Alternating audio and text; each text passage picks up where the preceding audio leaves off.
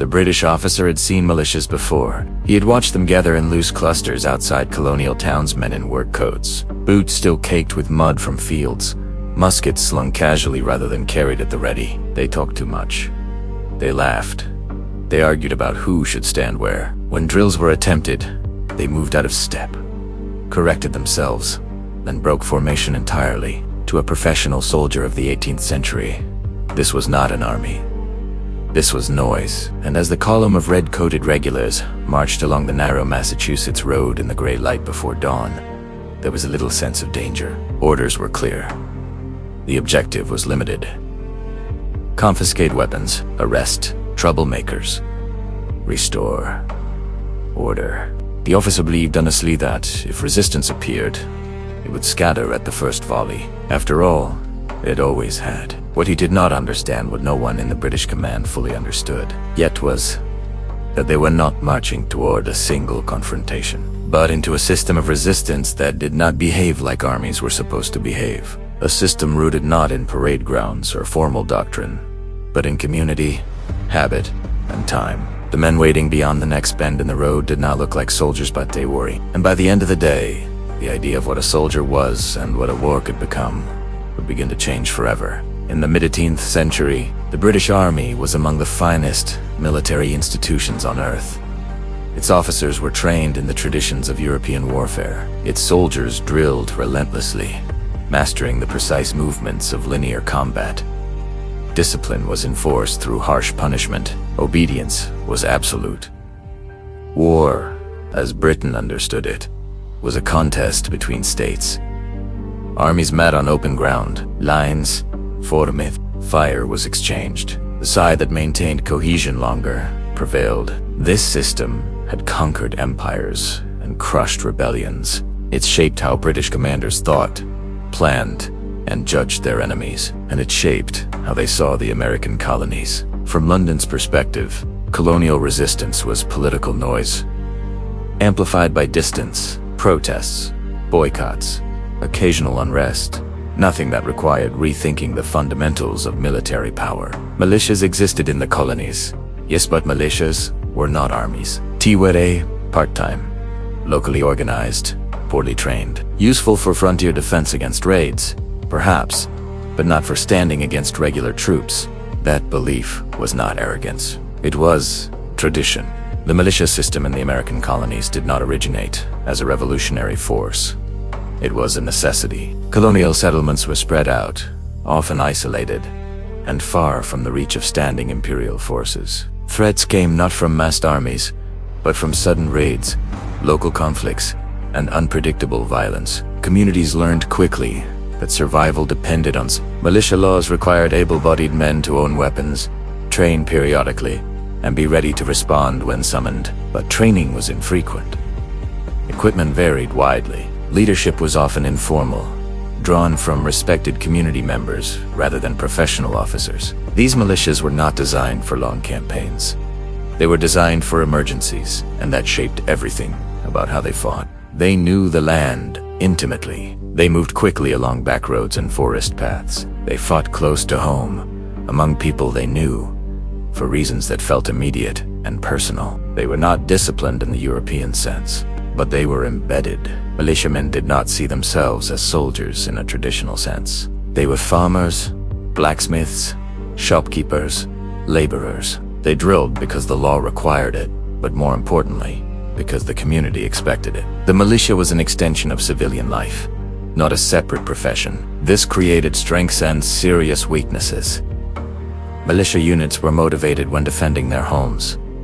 They could mobilize quickly. They understood local terrain better than any outsider, but they lacked cohesion under sustained pressure. They were prone to dispersal once the immediate threat seemed to pass.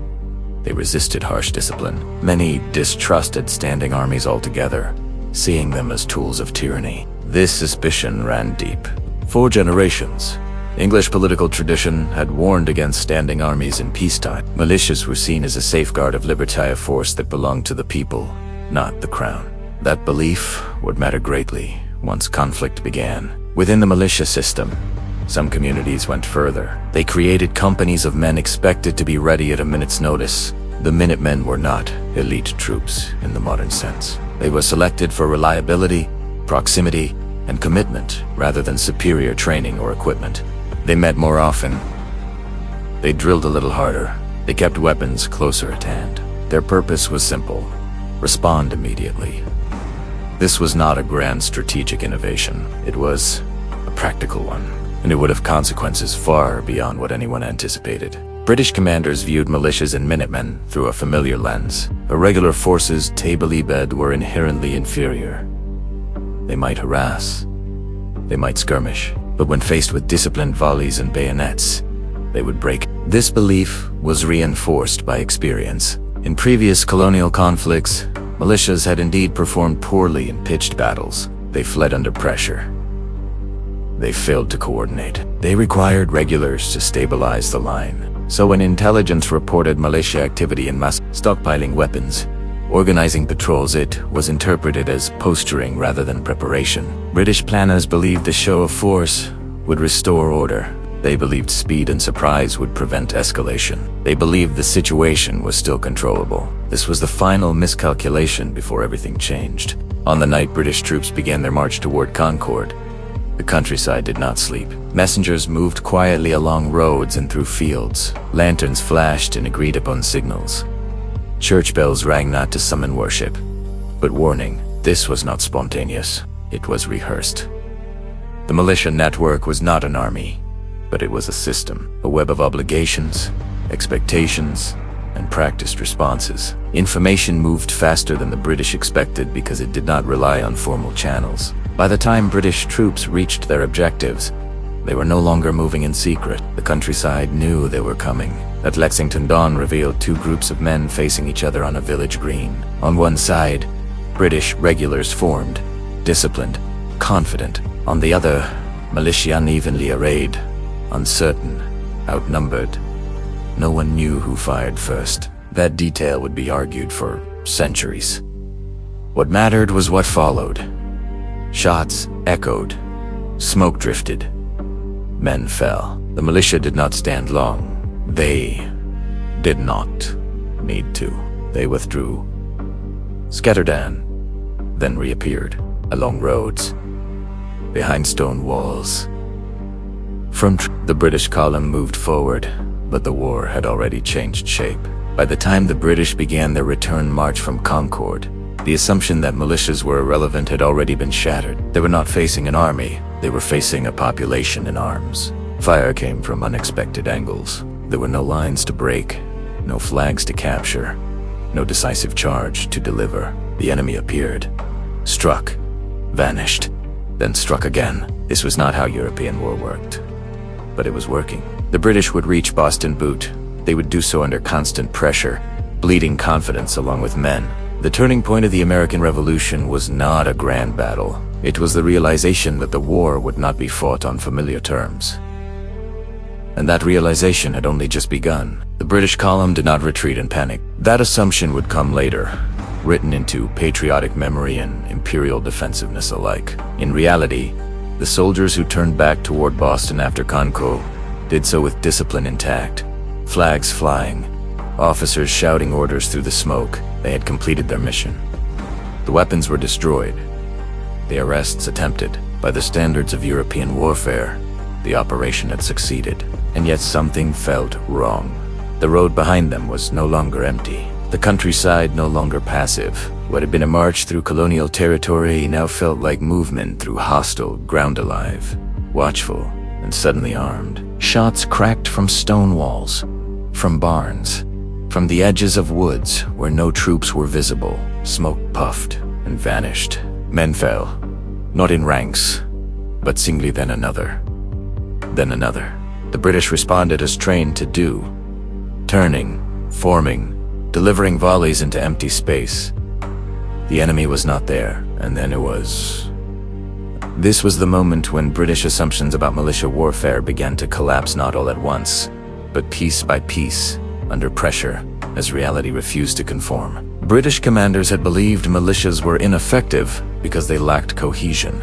What they had not considered was that cohesion could take other forms. The militia system did not rely on centralized command or rigid hierarchy. It relied on shared knowledge, local familiarity, and a social fabric that moved information faster than orders. When one village knew British troops were coming, the next already prepared. When a unit fired and withdrew, another was already in position. This was not coordination in the formal sense. It was synchronization born of community. British officers searched for a center to attack a headquarters, a reserve, a decisive concentration of force. They found none. Every attempt to clear one threat exposed another. Every pause invited more fire. The militia did not fight to destroy the column. They fought to bleed it. And bleeding, over distance and time, proved inno. As the British fell back toward Boston, their intelligence picture disintegrated. There were no scouts who could penetrate the countryside unnoticed. Loyalist informants had either fled or gone silent. Roads once assumed secure now felt exposed. Every rise in the land became a possible ambush. Meanwhile, militia intelligence improved by the hour. Church bells, riders, word-of-mouth, these primitive tools outperformed formal dispatches because they traveled along human relationships. No single message mattered as much as the accumulation of awareness. The British Army had intelligence. The militia had intuition, and intuition, sharpened by proximity, began to matter more. British reports after the retreat described the enemy as undisciplined, but dangerous and uncomfortable contradiction. Militia fire was not constant, but it was accurate enough. It came from cover. It avoided bayonet range. It focused on exposed men and officers. It withdrew before retaliation could be effective. This was not random violence. It was selective. Militia members may not have drilled endlessly on parade grounds, but many had hunted their entire lives. They understood marksmanship. They understood patience. They understood that survival did not require standing one's ground. They fought as they lived adaptively. The British had confused formality with effectiveness. The battlefield corrected them. Bike and Boston British commanders gathered to assess what had happened. The room was tense. Reports contradicted one another. Casualty lists grew longer than anticipated. Officers spoke of being fired upon from all sides, of roads that offered no safety, of an enemy that refused to behave. Some dismissed the events as an anomaly, a dangerous one, but temporary. Others warned that this was not a riot, not even an uprising, but the opening of a war unlike any Britain had fought before. The disagreement was not about courage, it was about categories. Was this resistance an army to be defeated or a population to be controlled? Britain had tools for the first. The second would prove far more difficult. Militia warfare did not require supply trains in the traditional sense. Men brought their own weapons. Ammunition was shared, hoarded, passed along family lines. Food came from homes, neighbors, local stores. When a militiaman fought, he fought within reach of support networks that did not appear on maps. This decentralization made militias fragile in long campaigns, but incredibly resilient in short, intense bursts of conflict. British logistics, by contrast, were formal and centralized. Supplies arrived by ship. Ammunition moved along defined routes. Camps had to be established and defended. Movement required planning. This asymmetry mattered. The militia could disperse and reassemble faster than the British could react. What began as a single day of violence quickly escalated. Militia units poured in from surrounding colonies. Roads into Boston filled with armed men. British troops found themselves effectively besieged not by a traditional army, but by a growing ring of resistance that tightened gradually. This was not yet the Continental Army. There was no unified command, no grand strategy. But there was momentum, and momentum creates its own logic. The British, once confident of restoring order, now faced a situation that demanded reinforcements, resources, and political justification.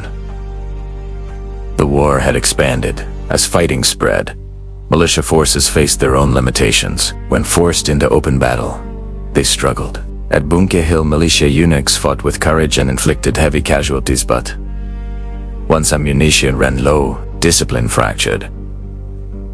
The British eventually took the ground. The lesson cut both ways. British commanders learned that militias could fight hard when motivated and entrenched. Militia leaders learned that courage alone could not substitute for a sustained organization. Both sides began to adapt. Out of these early clashes emerged a realization among American leaders. Militia alone would not win independence. They could ignite resistance. They could harass and delay. They could deny control, but to fight an empire, something more was required. The militia had revealed the vulnerability of British assumptions. Now, those vulnerabilities needed to be exploited systematically. This realization would give birth to a new force, one that drew on militia strengths while addressing their weaknesses. The Continental Army was forming, and with it, the nature of the war would shift once again. By the time the smoke cleared from the early clashes around Boston, one truth had become impossible to ignore. The militia and Minutemen had not defeated the British Army, but they had done something far more consequential. They had proven that the empire could be resisted. And once that belief took hold it spread from village to village, colony to colony. The war changed from a series of incidents into a struggle for survival on both sides. The question was no longer whether militias could fight. It was whether their way of fighting could shape the outcome of a war. The militia system had never been designed for empire building or national defense. It existed to protect homes, towns, and families. Its strength lay in its weakness lay in endurance. As the conflict expanded beyond Massachusetts, that contradiction became clear. Militia units could mobilize rapidly, but they rarely stayed long. Men came when danger was close and left when farms needed tending or families required support. Officers struggled to maintain cohesion once the immediate threat faded. British commanders recognized this pattern and believed it would doom the rebellion. They were only half right. Militia forces alone could not defeat Britain, but they could make Britain's traditional advantages increasingly irrelevant. In engagements across the colonies, militia forces demonstrated both their limitations and their unique value. When forced into formal, open-field battles against regulars, militias often faltered. Discipline wavered. Units broke under bayonet charges. The British Army's training and cohesion still mattered enormously in these moments. But when battles unfolded on broken ground near forests, hills, roads, and towns, the militias thrived. They delayed British advances. They ambushed supply columns. They forced detachments to move cautiously, slowly, defensively. Every mile cost more than planned. Every victory felt smaller than expected. The battlefield was no longer a single place. It was everywhere. The militia's style of fighting imposed a constant tax on British operations. Regular troops could not simply march from point to point. They required escorts. They had 2 guard wagons. They needed secure camps. Each of these requirements pulled soldiers away from offensive action. British commanders began committing more troops just to protect movement than to seize territory.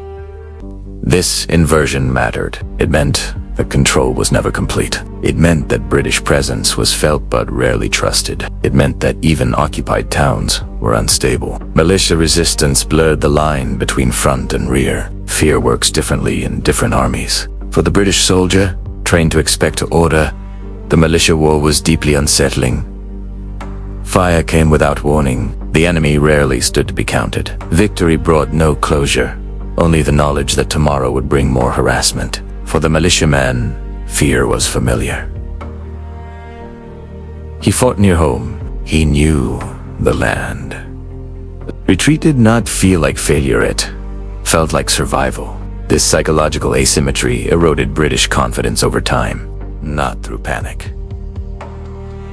through fatigue. Strategically, militia resistance denied Britain what it needed most at the decisive end. Even when British forces won battles, they could not translate success into lasting control. The cost of occupation rose, the benefits diminished. This had profound political implications. Wars are not fought by armies alone. They are sustained by governments, treasuries, and public opinion. Each year of inconclusive fighting strained Britain's willingness to continue. The militia system ensured that the war would not end quickly, and time, increasingly, favored the rebels. As the Continental Army formed and matured, it did not replace the militia. It absorbed Italiano. Militia units continued to operate alongside regular forces, providing intelligence, local security, and irregular pressure. The Continental Army handled sieges, pitched battles, and strategic coordination. This hybrid approach proved decisive. British commanders now faced two problems at once: a growing professional army and a persistent militia network that denied them peace, even when battles were won. No single solution addressed both. It is tempting to romanticize militia warfare, but the truth is more complex. Militias sometimes failed catastrophically. They could panic. They could melt away at critical moments. Their lack of discipline cost lives. British regulars, for their part, displayed extraordinary professionalism. They endured harsh conditions, fought far from home, and maintained cohesion under relentless pressure. This was not a war between heroes and villains. It was a war between systems. One optimized for decisive battle, the other optimized for survival. Militia warfare blurred the boundary between civilian and soldier. Homes became supply depots. Fields became battlefields. Families lived under constant threat. Retaliation followed resistance. Communities fractured. The cost was paid not only in deaths, but in exhaustion and fear. The men who answered the call as Minutemen did not see themselves as warriors. They saw themselves as defenders, and that identity carried both resolve and burden. They fought because they believed they had no alternative. When independence was finally secured, the militia tradition did not disappear. It shaped how Americans thought about military power for generations. Suspicion of standing armies remained. The idea of the citizen soldier became foundational. This legacy carried contradictions of its own. Militia warfare had helped win independence, but it could not replace professional forces in future conflicts. The lesson was not that militias were superior, but that flexibility mattered. Rigid systems break.